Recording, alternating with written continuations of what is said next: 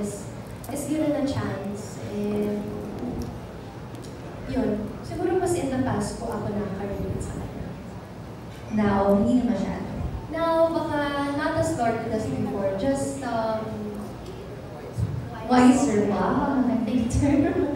Okay, so next question is, you guys are nominated for the PMPC Movie Love Team of the Year.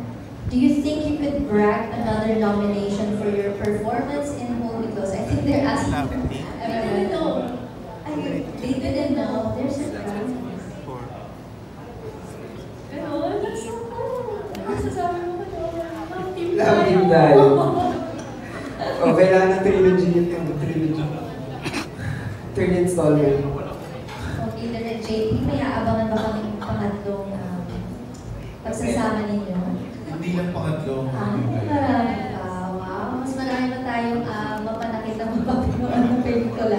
Okay, so this is, I think, the last question from Mike Venus of Kapamilya Vines. Based from the premise of the story, is love worth the pain? I think you've already answered this question earlier, but if you want to expound on it, Direk, how about you?